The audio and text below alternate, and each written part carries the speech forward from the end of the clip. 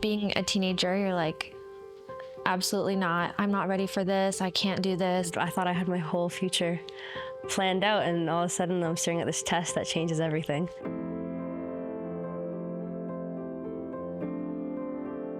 I was 16 when I had my first abortion, 19 when I had my second abortion.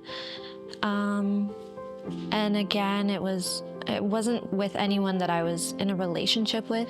So it just kind of was like, oh, well, this is like an easy fix to the problem that I have, which I know now is not true. The first time I ever considered an abortion, it was because my ex-partner had pushed me into it. I was 22 and I had just graduated from university. So after the procedures, there was a lot of things like along with anxiety and so many different kinds of fears, and anytime the topic of abortion would come up, it would just make me feel really uncomfortable. We went to a clinic, but it was like in the moment when we were sitting together and it was like, okay, it's time to take this pill, it's time to do this, that something just came over me like, oh my gosh, no, I can't do this. No, I can't do that, I can't do this.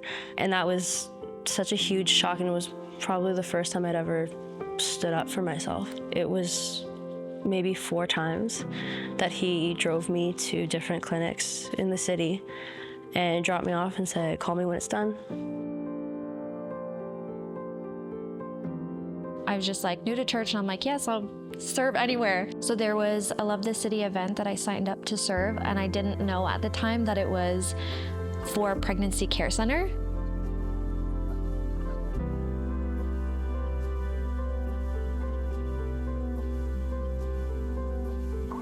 We were doing like the renovations at St. Joe's. So I went there, and that's where I heard Patricia talking about the course Living in Color.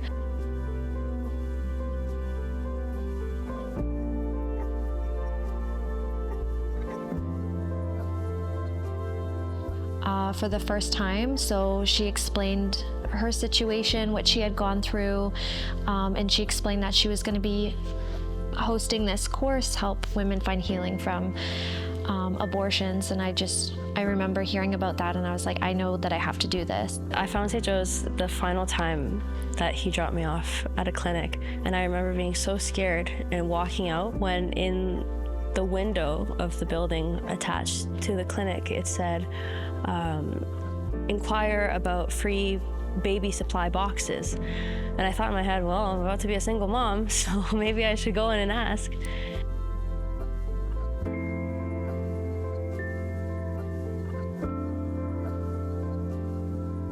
From the moment I came across St. Joe's, they were so supportive of me, and Frank, the gentleman who runs the center, he's always made the drive out to my home and provided anything that we needed. Living life before having the course, it was like kind of having a dark cloud just over you all the time, and you didn't really realize until you go through this healing. Coming to Christ and understanding who Christ is and being alive in Christ, being confronted with the fact that I had taken 2 lives.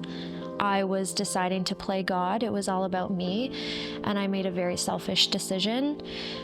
I found healing in that because I was forced to acknowledge that it wasn't about me the whole time.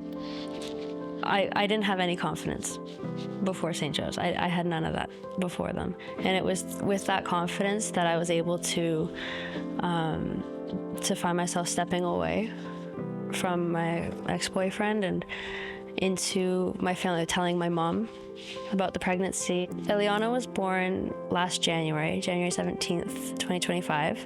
She makes it worth it. She makes everything worth it. All the procedures and the argument, she makes me forget it. She makes it all worth it. It's such a blessing to come downstairs to baby giggles. Hearing her say mama or watching her take her first steps, I've never experienced this kind of love and joy before. Course, and now that I'm helping run the course with Patricia, it's amazing seeing these women come in and receive healing, but also knowing that if there are women who are thinking about this, to just be able to be a voice to speak to them and say, hey, like, I know what it's like on the other side of this. If I knew then what I know now, I definitely would have not made the decision. We see the resurrected power of Christ through this circumstance by not just like babies being saved, but the healing of mothers. It's like you don't have to live in that death anymore. You're like crossed over and you're living life in its fullest now. St. Joe's helps me understand the love of Christ by showing it to us from the beginning. When I was a stranger, like kicking down their door asking for free baby supplies, they immediately welcomed me, and they welcomed me by name. They welcomed my daughter by name.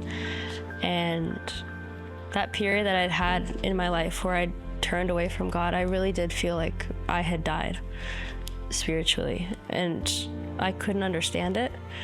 But then I think the moment they put Eliana on my chest, I was reborn. And I was reborn into my God-given purpose, which was to be her mom.